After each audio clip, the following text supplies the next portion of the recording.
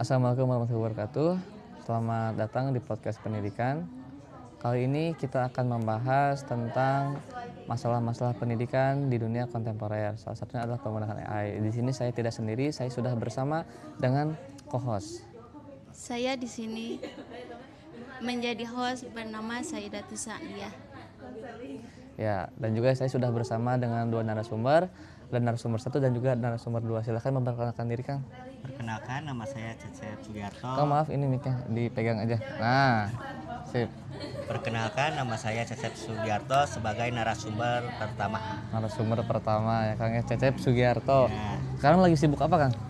Kebetulan sekarang lagi banyak bertugas di kampus, terus selain itu ada beberapa pekerjaan lah di luar akademik. Oh, ya, sibuk sekali ya. Ada beberapa pekerjaan di luar ya. Tentang akademik kita bilang ya. Ya, Ya, tepat sekali dengan salah satu permasalahan kita hari ini. Kita harus membahas tentang masalah-masalah yang ada di dunia akademik. Selanjutnya ada narasumber 2. Silakan memperkenalkan diri, Teh. Nama saya Anissa Gustianti. Saya di sini sebagai narasumber 2. Narasumber 2. Teteh sekarang lagi sibuk apa? Nggak apa-apa dipegang aja mic-nya, Teh. Lagi sibuk apa, Teh?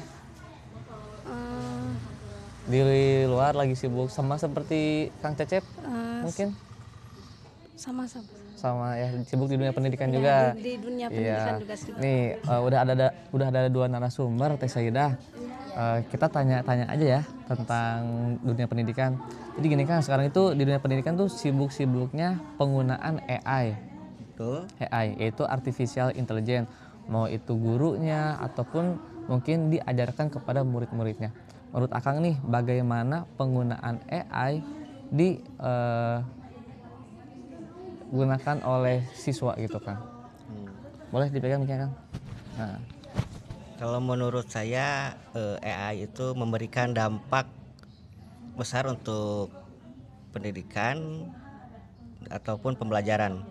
Siswa pun dapat memperoleh materi dan kebutuhan mereka.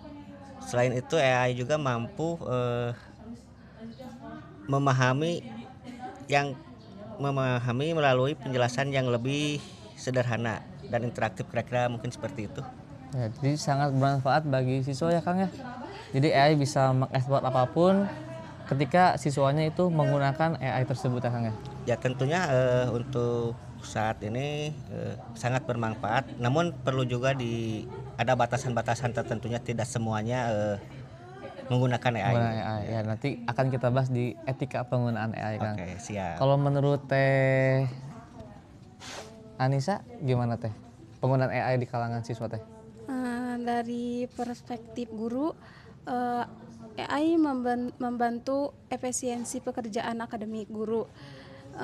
Guru dapat memanfaatkan AI untuk menyusun perangkat pembelajaran, membuat sosial, menyusun rubrik penilaian hingga mencari referensi ilmiah. Ya, mencari referensi ilmiah. Dengan demikian, guru memiliki lebih banyak waktu untuk melakukan pendampingan dan pembangunan karakter peserta didik. Ya, jadi memang tidak bisa kita pungkiri ya, Teh. AI itu mempermudah guru untuk melakukan aktivitasnya di dalam kegiatan belajar dan mengajar, Teh. Entah itu bikin RPP, entah itu bikin materi, atau bahkan kuis dan segala macamnya, Teh. Nah, tapi Teh, ada yang harus kita perhatikan, bagaimana ketika entah itu siswanya atau bahkan gurunya beretika untuk menggunakan AI. Ada nggak sih batasan-batasan ketika kita menggunakan AI? Dari Kang Cecep mungkin? Adapun etika penggunaan AI dalam dunia pendidikan. Karena pendidikan itu tidak hanya berorientasi pada hasil, tetapi juga pada proses. Penggunaan AI harus tetap menjunjung tinggi nilai kejujuran, tanggung jawab, dan integritas akademik. Mungkin kira-kira itu dari saya, Kang Bibi. Mungkin ada tambahan dari narasumber 2. Iya, karena mau bagaimanapun kita tuh tidak bisa langsung copy paste dari AI, Kang ya. Ya, betul sekali. Ya, karena mau gimana pun itu kan adalah robot, Kang ya. Jadi kita yang harus memberikan instruksinya, memberikan promptnya kepada AI. Dari Teh Anissa mungkin bagaimana, Teh? saya, AI seharusnya digunakan sebagai alat bantu untuk mengembangkan ide dan memperdalam pemahaman, bukan sebagai pengganti proses berpikir. Mahasiswa perlu memahami batasan penggunaan AI dan tetap bertanggung jawab atas hasil karya yang mereka buat. Iya betul sekali ya. Memang ada beberapa kasus juga, bahkan saya pernah lihat video dari luar teh, di luar negeri, ketika sedang wisuda dia memberikan laptopnya kepada layar kamera hasil penggunaan AI. Jadi tugas akhirnya entah itu skripsinya atau mungkin tesnya dia menggunakan AI teh. Itu kan sangat tidak mencerminkan hal yang baik ya, dimana kita memberikan kepada AI semua, AI bikinin dari bab 1 mungkin sampai dengan bab akhir. Itu ada kasus di luar negeri seperti itu Kang. Kalau kita berbicara tentang etikanya, kita sudah berbicara tentang manfaatnya, ada nggak sih Kang tantangan dari Akang dan juga dari Teknisa?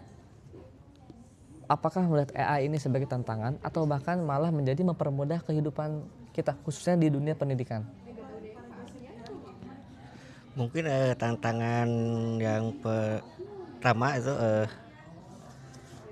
terdapat persoalan integritas akademik.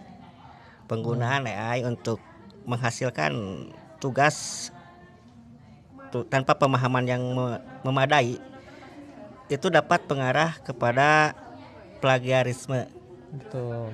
dan mengurangi kualitas suatu proses pembelajaran. Mungkin ada tambahan dari narasumber 2. Betul Kang. Dimana sebagai akademisi, seorang akademisi itu harus menghindari namanya plagiarisme Kang ya. Bahkan diri kita sendiri pun bisa memberikan kondisi atau resiko kita memplagiasi diri kita sendiri Kang. Mungkin itu istilahnya sebagai self plagiarisme Kang ya. Dimana karya kita yang mungkin kita sudah share, kita lombakan, kemudian di tahun-tahun berikutnya kita pakai lagi. Itu tidak boleh Kang ya. Ya, sangat betul. Ya karena ya itu balik lagi kepada integritas kita pribadi Kang ya. Apalagi sebagai seorang akademisi ya. Kalau pandangan Teh Anissa gimana tuh Teh sebagai tantangan penggunaan AI? Mungkin selain itu perlu dilakukan penyesuaian metode evaluasi agar tidak hanya berfokus pada hasil akhir tetapi juga pada proses pembelajaran. Betul ya. Jadi kalau menurut Teh Anissa tuh jangan hanya berfokus pada hasil akhirnya, tapi prosesnya juga harus seperti apa ya Teh? Dimana kalau seandainya prosesnya kita bangun, kita manfaatkan AI-nya itu dengan sangat baik, mungkin hasilnya juga akan sangat baik ya. Dimana AI ini kan bisa mengkoreksi atau bisa memberikan pandangan yang lebih baik lagi, karena kan di situ ada Internet of Things ya Kang ya. Ada sumbernya juga dan segala macam dicari oleh AI. Tapi yang memang harus kita perhatikan adalah penggunaan AI-nya yang tidak melanggar norma-norma mungkin Kang ya. Entah itu plagiarisme atau misalkan konten-konten editing video sekarang banyak banget Kang ya. Konten-konten satukan foto ini misalkan seperti itu. Foto ya teteh betul, aplikasi-aplikasi yang digunakan. Foto saya tiba-tiba jadi Superman misalkan atau dijadikan stiker misalkan oleh AI. Itu bisa-bisa juga. Iya, lebih canggih lagi. Ya paling terakhir nih Kang, ada pertanyaan dari saya. Adakah rekomendasi dari Kang Cecep dan juga Teh Anissa bagi dunia pendidikan atau saran atau mungkin harapannya bagaimana kita menggunakan AI ini Kang? Harapan dari saya pribadi mungkin institusi itu perlu menyusun pedoman penggunaan dalam AI yang jelas serta meningkatkan literasi digital bagi guru dan peserta didik. Iya betul Kang ya. Bagus sekali pandangannya Kang ya, dimana mungkin kalau seandainya ada pedoman penggunaan AI kita bisa berpatokan kepada pedoman itu Kang ya, dimana apa hal yang boleh dan apa hal yang tidak Kang. Jadi tidak terlalu bebas gitu kan. Walaupun mungkin dari pengembangnya sudah dibatasi nih mana saja hal yang boleh, mana saja hal yang tidak. Mungkin seperti konten-konten atau topik-topik agama mungkin dibatasi. Kan bisa aja kan kita bertanya tentang hal-hal yang di luar akal-akal kita kepada AI gitu kan. Kalau dari Teh Anissa sendiri bagaimana Teh?